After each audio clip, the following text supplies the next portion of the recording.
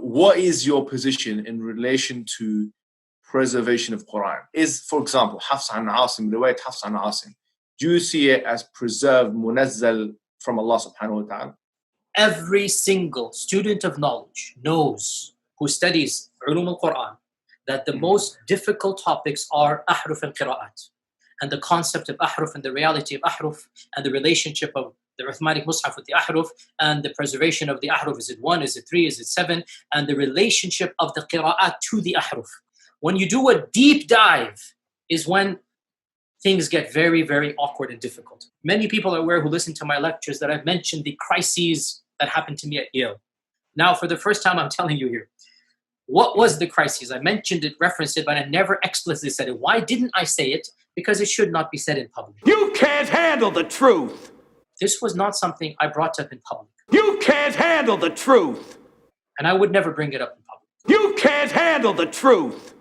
And I don't think it is wise to bring it up in public. You can't handle the truth. This was the issue. That the issue of ahruf and preservation and qira'at and relationships between them, these are very, very difficult issues. And the most advanced of our scholars, they're not quite fully certain how to solve all of the unanswered questions in there. I don't want to get into that issue. Okay, fine. Why do I not want to get to that issue? Here's the point. These issues should only be discussed amongst people who know what the qira'at are. You can't handle the truth. What was the crisis? The crisis was very simple. And by the way, this is now a well-known open secret amongst many Muslim graduate students and academics around the world. And this is well-known.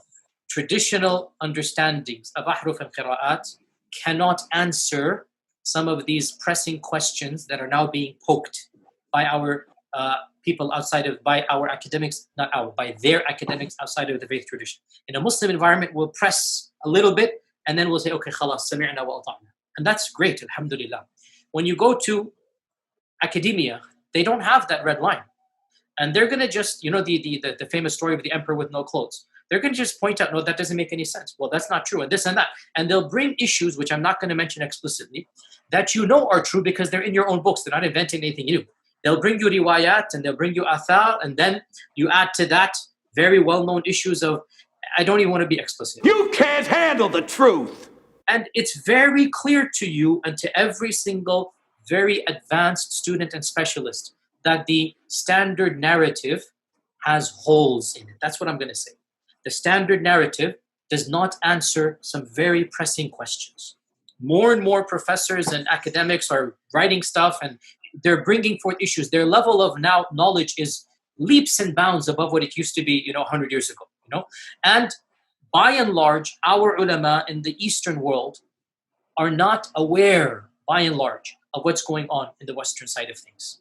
And they're not answering those questions in a manner that it needs to be answered. And this is something all of us that are in academia fully acknowledge. This issue of ahruf and qira'at has troubled the ummah from the very beginning of times, nothing new. And there are 15 opinions about this. None of them fully answer all of the questions that are raised. Some of them answer more than others. So the issues of the relationship, of the origins, of the ikhtilaf and all of this should only be discussed amongst those who are familiar with this science. You can't handle the truth. I can't answer this question in a 20-minute interview, nor is it wise to do so, which is why I never brought this topic up myself. You will not find one lecture of mine about this issue. It should never be brought up in public. You can't handle the truth. This is not something you discuss amongst the masses, ya akhi. It's not wise. You don't understand qira'at, let it be. You can't handle the truth. And that's why even when they accuse me, I didn't defend myself, because I would rather people have doubt about me than the Quran. You can't handle the truth. What is happening in the last few years is not me anymore. It's the Western academics. These problems are now becoming mainstream. If I were to give you a blank mushaf, and tell you to write what is munazzal verbatim from Allah into that mushaf with no human interference, would you write something which corresponds? It's not an easy answer. It's not an easy yes or no. After we get off this phone call, me and you, let's have a number of discussions. No problem. You can't handle the truth. It is kalamullah. It is But munazzal. what would you write? You're pushing me. You can't handle the truth. All of the qira'at are the Quran. All of the qira'at are authentic. Alhamdulillah. Leave it at that, ya akhi. Beyond this, honestly, I have no problem. We'll have a discussion or take my class. You can't handle the truth.